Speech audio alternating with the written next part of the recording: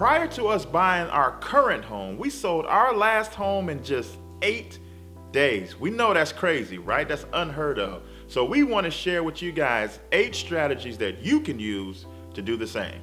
Stay tuned.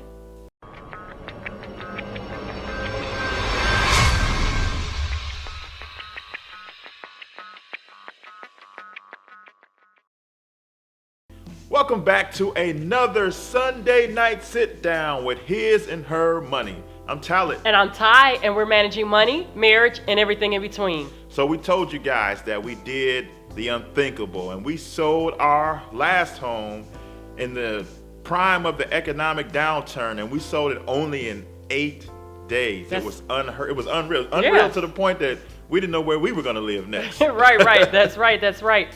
As my husband mentioned, we sold our home in just 8 days, and we had 2 offers on our home. So we had to let someone down and tell them that they could not, purchase our home because we only had to choose one purchaser. So that was very, very difficult. But we want to share with you guys some of the tips and strategies that we used to sell our home in just 8 days. And as he mentioned, we sold it during the time where homes weren't selling as much during the economic downtime. So we know that a lot of you guys are thinking about listing your homes right now. It's that time of the year, so we want to give you guys some of the tips and strategies that we use to be able to sell our previous home and do it successfully in such a short amount of time. So these tips or steps are in no particular order, but we wanted to share them with you to hopefully help you sell your home very, very fast. So step number 1, you want to make sure that you clean, declutter, and depersonalize. Yes, that sounds like a lot, but that is probably the most important step. Clean your home. You don't want anyone to enter into a nasty, dirty home, and then expect them to put an offer on your home. You want to clean it from top to bottom. I'm talking about ceiling lights, light fans, dusting them, cleaning the doorknobs. How about even that front door? Make sure you clean your front door. Clean your house from top to bottom. You also want to make sure that you declutter. You don't want to give the appearance that your home is too small or you're running out of space. So you want to make sure that you go through every cabinet, every cupboard, every closet, and declutter. Don't make your room appear like it's stuffed with items. You want to either box them away, pack them up, or donate them or sell them. Don't have a bunch of stuff out on your counters. Yes. Especially in your kitchens and your bathrooms and your dressers in your bedroom, because when you have a lot of stuff on the counters, it makes everything feel smaller. It makes your room feel smaller. So true. So to give it that more open, airy feel, you need to take all that extra stuff, the coffee pot and the crock pot and everything else that you have sitting on your counters, you need to clear it off to make it feel as open and big as possible. That is so true, so true. And then you also want to make sure that you depersonalize. We're sure that you love seeing your children's photos. We love seeing our kids' photos around our home.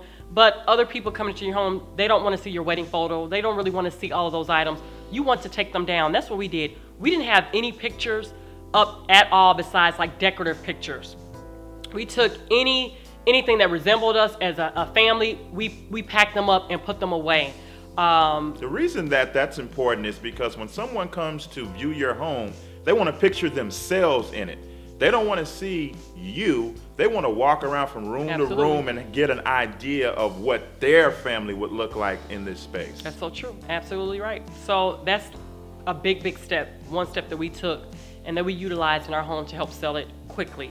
Another tip is choose the right agent. This is so important. Huge. I'm sure that a lot of you guys, you may have either people that you know personally that sell homes. Ain't no May about it. Everybody knows a real estate agent. It's either one in your family or in your circle of friends. Right, and you don't want to offend them by not hiring them to sell your home, but you got to kind of like set that to the side. You want to make sure that you choose someone that you know without a shadow of a doubt is going to work hard to try to sell your home. You want to hire a bulldog. Yes, that's right. Bulldog, not a buddy or a cousin. That's right. Because unless they're a bulldog.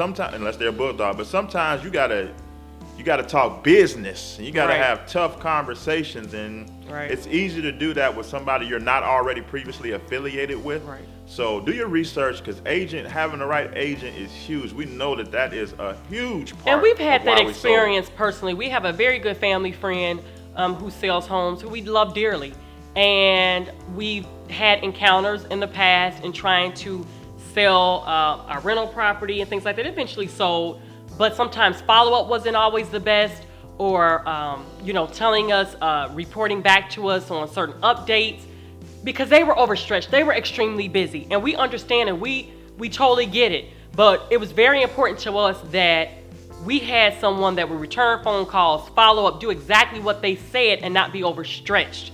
And so we sat down with an agent, and it was just like an interview. You want to interview, I don't know, pick a good 2 or 3 and interview them and choose your best. We interviewed someone that she came with her A game. I mean, she had a binder this thick of all the homes that she sold within the last 2 years. Now, mind you, this was during the time where homes were not selling as quickly. She sold over 100 homes, where she told us the average realtor, I believe, sold maybe about 20 homes that year, and she sold over 100. This is a person that she doesn't take vacations. Her vacations are going to real estate conferences. She all about that real I estate mean, she life. like eats, breathes, and sleeps this stuff. You know what I mean? That's the type of agent you Right. want. She picks up the phone every single day, and she's on the phone usually from 9 to 3 if she's not showing homes, and she's calling prospects. She also sends out postcards and letters to all of the people that she's worked with in the past, and we get them now to this day. Every anniversary, every holiday, we get them, and she's just saying hi, and she includes a couple of her business cards in there, and that helps keep her on our mind. So other people may say, oh, well, let me give her a call and let her know that my mother's thinking about selling her home, or I have a cousin that's selling her home. I mean, she pretty much had an art to this thing. She really, really did. No joke. And we were really, really pleased with the service that we got from her. The third step, it's all about the price. You want to make sure that you set your home at the correct price. Let me tell y'all something right now. I know you think your house is real cute, and you put a certain amount of money into your decorations and your paint, and it's just the way you like it. But be clear, your house isn't what you think it's worth. Your house is only worth what the market says it's worth. True. If the market says that your house is worth X, that's what your house is worth. I don't care how nice you think it is and how special. Listen, people, I'm the one that's got to be totally real with you. I know you think your house is super duper cute. It's only worth what the market says it's worth. And if you price it at anything above what the market says it's worth, then plan on staying right there in your special cute house, because ain't nobody gonna buy it. And we love you. Yep, that's so true. And one thing, at the time when we sold our home, there were other homes in our area that was on the market for months, almost a year. Pride. Right. And they were honestly priced at the wrong price. Maybe because maybe they couldn't afford to sell it, or they owed more on the loan than what they could sell it, what the market was selling. So they thought, okay, let me try it. But guys, as he said, you have to. Your house is worth what the market says it's worth. That's it. And not a penny That's all more. to it. Not a penny more. That's all to it. I don't care that you use the bare extra super special paint. What about the $5,000 curtains or the $30,000 kitchen renovation? Well, that's your fault. It's only worth what the market says it's worth. Price it accordingly if you want to sell that. Right. And your agent, if you have a good agent, they will go through your home from top to bottom, look at some of the updates that you did in your home, and make sure that they come up with the proper calculation that's justifiable with the price that you set on your home. So that's important. The next step is it's all about the pictures. You want to make sure that you take great pictures. If you plan on selling your home yourself, you want to make sure that you have enough light coming in, you take it at just the right angle. Our agent had an assistant who took pictures of our home, and I was watching her as she was taking pictures. She would take it from like a corner of a room to make sure that she got the entire room, or as much of that room, in the picture as possible. So that's very, very important. Make sure your pictures are very clear, good quality photos, not dark, and spacious. You got to remember that most people are doing their home shopping online now first to start. They're starting their search by looking online. And if they get to your listing and your pictures are whack, guess what? They scrolling on to the next.